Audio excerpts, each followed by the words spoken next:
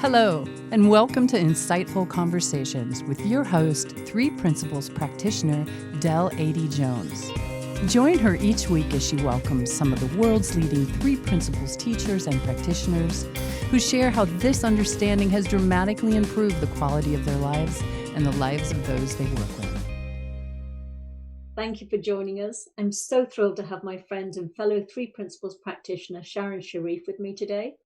After over 20 years of suffering from a multitude of issues ranging from chronic migraines, anxiety, agoraphobia, post-traumatic stress disorder, fibromyalgia, and chronic fatigue syndrome, Sharon's life dramatically changed when 4 years ago she happened to come across the 3 Principles.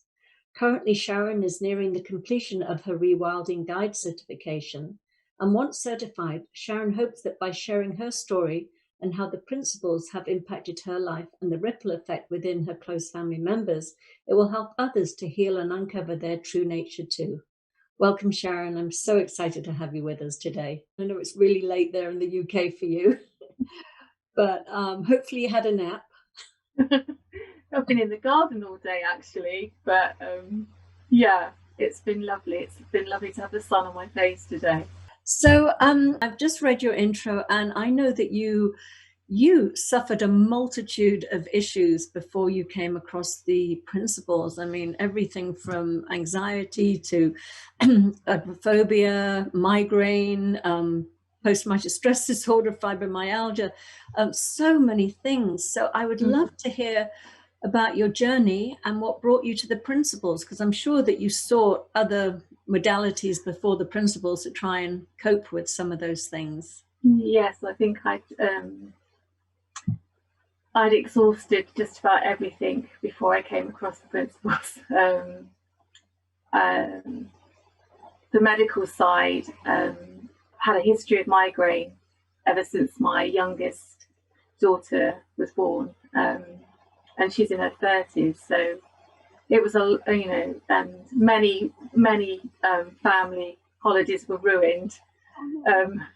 It was so much part of my life for so long, the migraines and how it affected the family, and then on top of that, I didn't realize when I was very young I had anxiety, but particularly when I had the children, I became very, very anxious, and I was living with anxiety.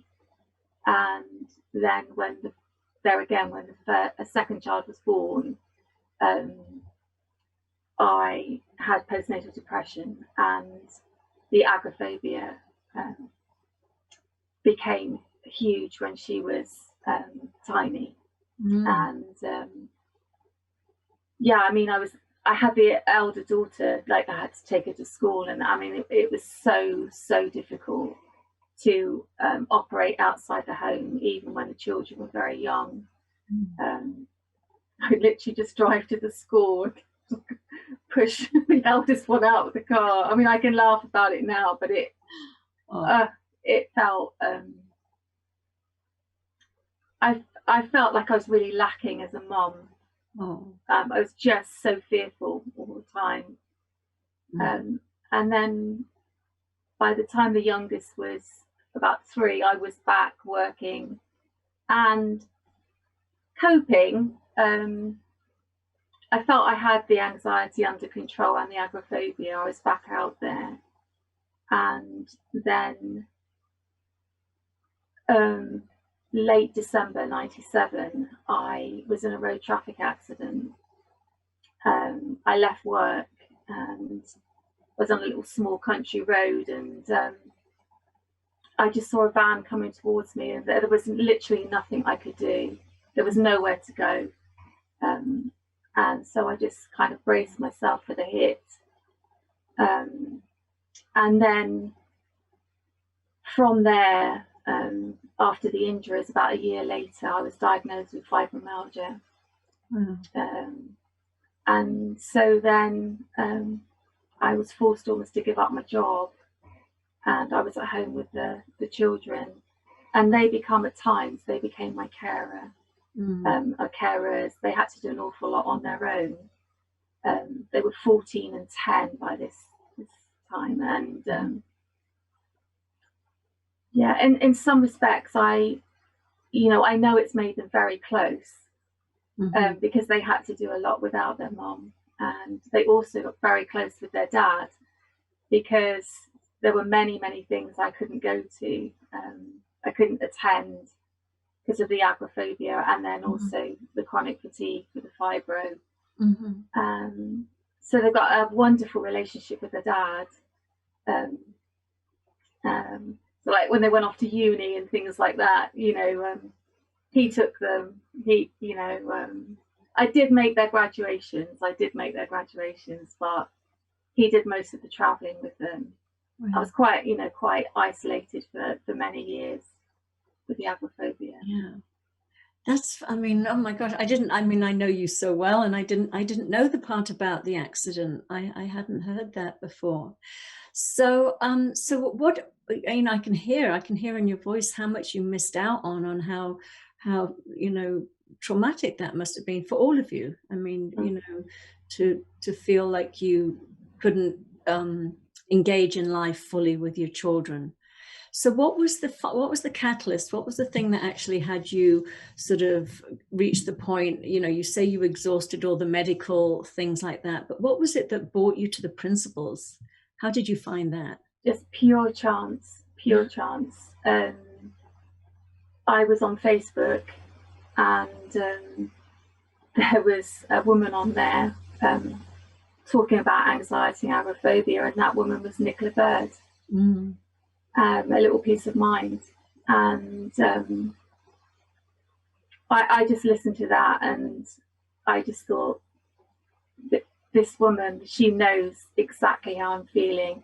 That is the first time, I'd seen counsellors prior, obviously over the years, but I just knew from how she was describing, she was operating in a safe area, which I did. I could only drive so far in the car. I could get the children or the girls to and from school. Obviously, after the accident, a lot of the time they had to get themselves to and fro. But I was operating in a very small area, and rarely going out. And I just knew I had to sign up for this program. I had no idea about the principles. I didn't know what I was signing up for. I just knew that her story was my story. Yeah. Oh, that's beautiful. That's so lovely. And it's so, we talk about this all the time, but that's why I wanted you on the show too, because I know there are so many people out there that as you say, live in that safe little bubble with anxiety and then the agoraphobia on top of it.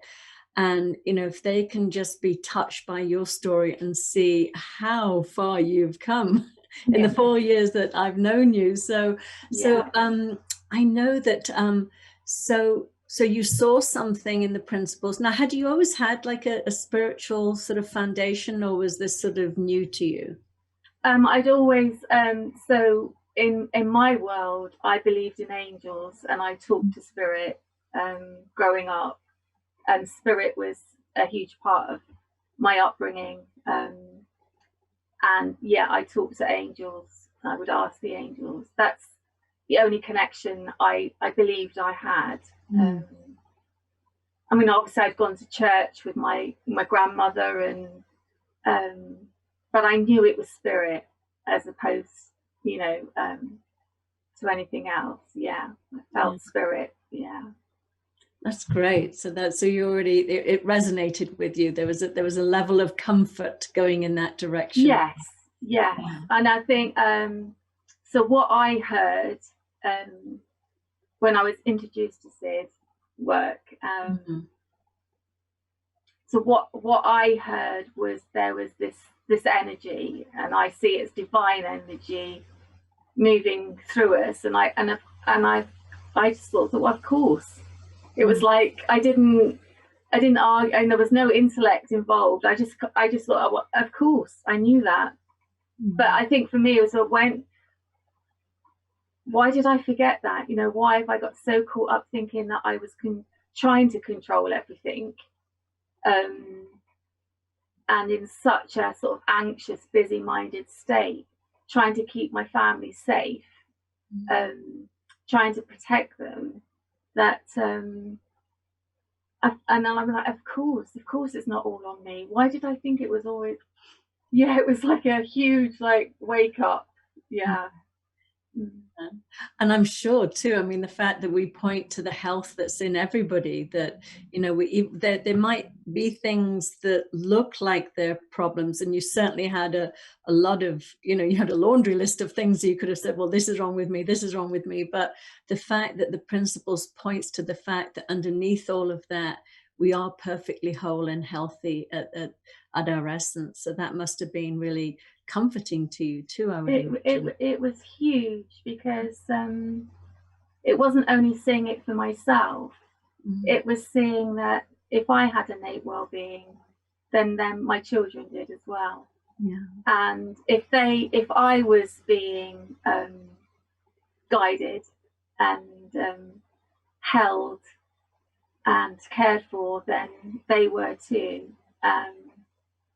And so what a relief. It was like a huge relief for me. Yeah. That I didn't have to do all that. So it was hard work. Yeah, I'm hearing it. I mean, it's exactly that high. And me too. I mean, I just wrote a piece last week about becoming a mother, and I was talking about that, you know, you have a child, and my heart just sort of expanded so much with all of this love, but also fear. Because once you have a child, this incredible sort of, you know, responsibility and feeling that overwhelms you of love, for me anyway, love I'd never experienced before to that depth, but along with it, the fear. So I love what you're pointing to, that yes, when we know that we all have that innate well-being, including our children, we can sort of stop being on such high alert and relax and know that, you know, they're taken care of. So you also say that it not coming across the principles not only impacted you, but it also had a ripple effect with your family. So I'd love to hear a little bit about that. I think over time, they could see I was changing, and so I wasn't so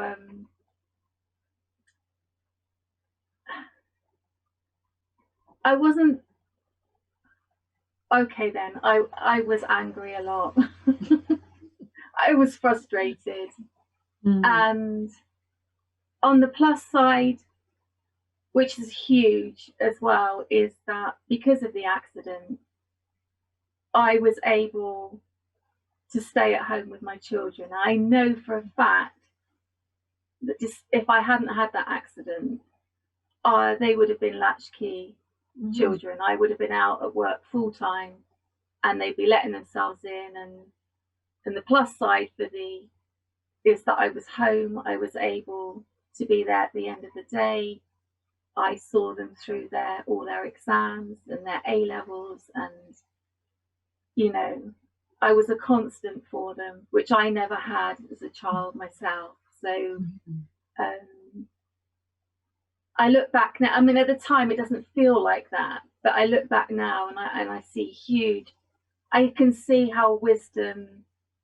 I can see how there was a lot of wisdom in what happened to me. I mean, I was crazy in as much as I was a school administrator, clerk to governors, helped on the PTA, migraines, anxiety, agoraphobia I was trying to hide. And I mean, I would take my medication and then go into work. And sometimes they were 3 days long, and I'd be driving and working sometimes. I mean, it was only a short distance, but when I look back, and I was doing that like every 3 weeks, I was putting myself through that, and I was not listening to my body. I wasn't listening. So I think in the end, it was taken out of my hands. Yeah. So isn't that how I'm grateful? Yeah, I'm grateful. I look back now and I'm grateful. It was a long time at home, isolated, but I did have a wonderful time as a mum. Yeah. And being creative, and yeah, I just learned to live alone, kind of thing. I mean, I know my husband, like, he would come home in the evening, but basically I was on my own all day long. So yeah, I learned to live with myself. Mm-hmm. Yeah. Now your children, I mean, I've spoken to your children, so your children, Yeah. at least one of them is also has delved into the principles too. Yeah, she has. Yeah, she has. And she's there again. She's had anxiety as a child, and she could see how I was changing and how I was becoming calmer. And I knew it would be the wrong thing for me to sort of say, I think you need to. Mm-hmm. But I would say, well, why don't you watch this, or why don't you read this? And she became inquisitive, and she was old enough to sort of look into it herself. I don't interfere too much. I let her do her own programs and things, and yeah, but it's really helped her. She's just had a huge career change because, yeah, she was very caught up in life, and this, your body does tell you in the end enough. Yeah. Yeah.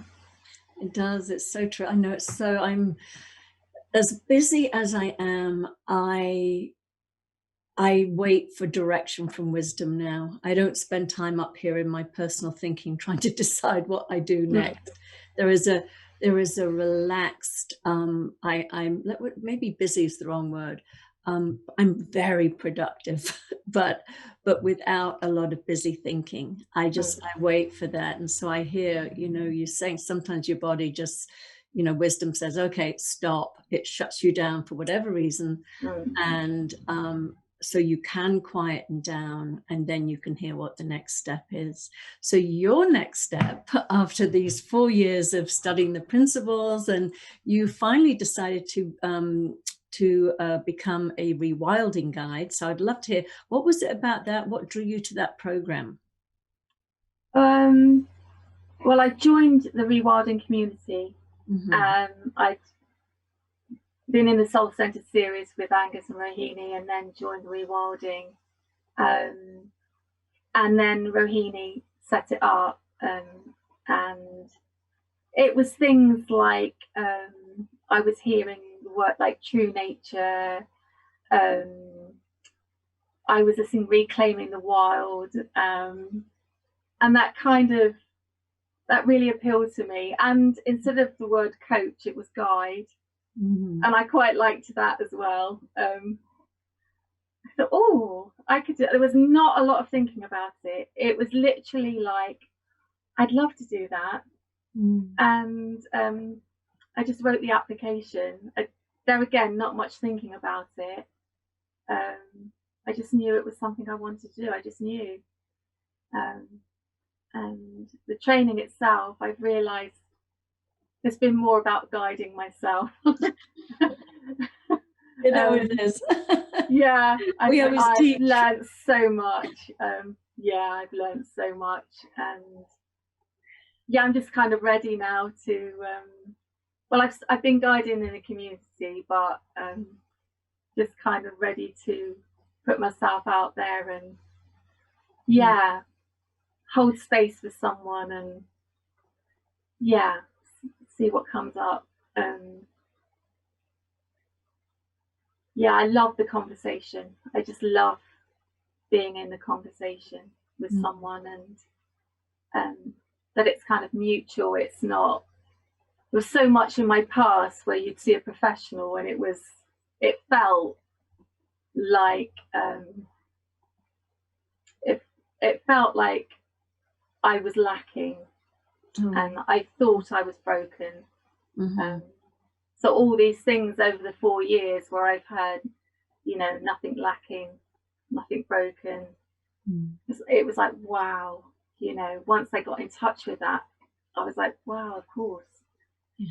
And I just think that's a lovely way to, a place to guide from, where you see people's health rather than seeing someone broken. Yeah.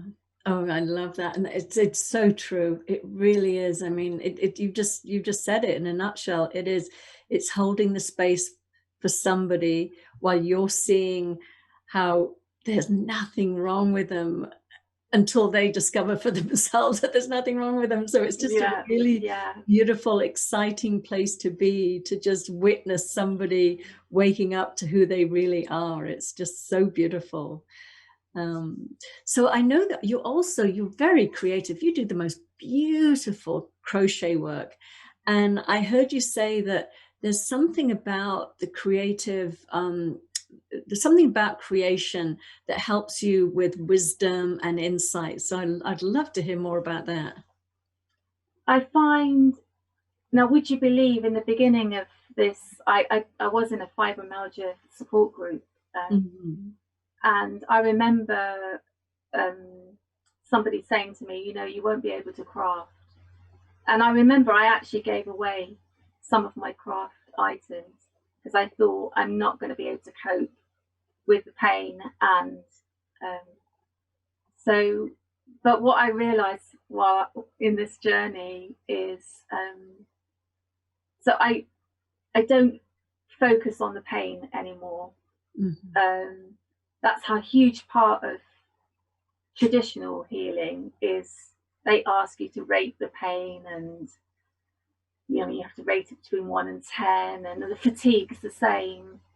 But what I love about crochet or knitting or being out in the garden is I can literally drop into that space, that quiet space, and then while I'm creating, that's, for me, that's when the insights, that's when the reflection is taking place. And if it, you know, it's quite an easy pattern, you literally are flowing, you are in flow when you're creating it. I would imagine a bit like an artist, but I don't know. I'm kind of bigging myself up there. But it's that kind of feeling. Yeah. That's why I'm surrounded, this tiny room, but surrounded by yarn and wonderful things. Like, my space. It's so great. I love what you were sharing, and I haven't painted in a few years, but I was an avid painter. I mean, hours a day. And you're right. You just get so. For me, it was meditation. I would sometimes blink, and I'd be like, "Oh my God, I've been standing at this easel for 8 hours." I mean, the doors would be open, the cats would be out, the coyotes would be prowling. My kids weren't fed, but it was just, I would get into the, as you said, the zone. But it is a meditation, and it is when your mind quiets, that's when you do get these incredible, you get those insights. You know, I think that's why so much at night I have these incredible insights in my sleep, or in my sort of half wake, half sleep state. And I think it is because your mind is so quiet, you just hear it so clearly. So and I think that's the thing, is that I can't say that I'm pain-free. I wouldn't want anybody to think I'm anxiety free, pain free, anything free. It's just that I've embraced every part, every feeling now, and just stay with it and let it flow through. Do you know what I mean? I recognize it as it comes along. If it's a high level pain day, I won't do as much. I don't use the principles as a tool to stop. I just kind of live in the moment and see how it goes. I may not feel like doing much in the morning, but I certainly don't monitor pain levels anymore. And I certainly, you know, if I'm tired, I'll just go and lay down. I don't monitor fatigue either. And anxiety, I just see as just another energy, another burst of energy. I'm not, and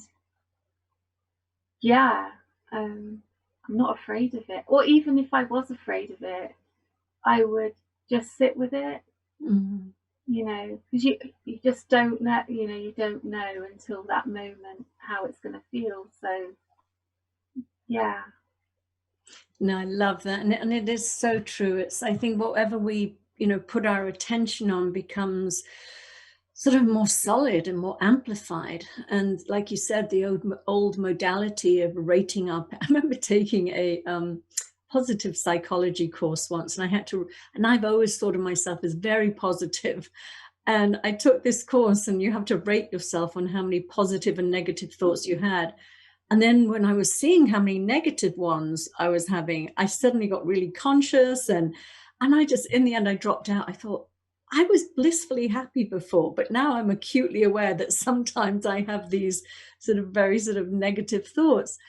But it's so true. And that's what I also love about the principles, is to not be afraid of our experience, to just know that thoughts just flow through us. And if left alone, you know, not analyzing them or judging them or trying to control them, they'll just move on really quickly. And we will return to that beautiful, you know, well-being and resilience that's in all of us. So what's next for you? I know that you're a brilliant writer. I mean, I've said that to you all along. You're a beautiful writer. So I know that you're starting a blog, Dare to Dream. So I love the title as well. So tell me a bit about that. Well, I've only recently started writing again. As you know, I was mom's carer for quite some time. So I have space now to, and I'm finding that's really helping with letting their energy flow as well, all weather, all moods. It's and so Rahini's encouraged me to share it in the community, because I got the blog already, and then I was like, oh, not sure. So I've been trying it out with others in the community, and it seems to have gone down really well. So I think it's about time I just push that publish button and put it out there. But it will be about my life, all about my life, and what I see, my insights, and creativity as well. And Dare to Dream, when I was really, really at my lowest, I didn't realise I'd forgotten that I could dream. I actually didn't think what was the point, you know. It felt pretty rough the last few years at times, and being a carer, and I just didn't dream. But then I heard something that actually, of course you can dream.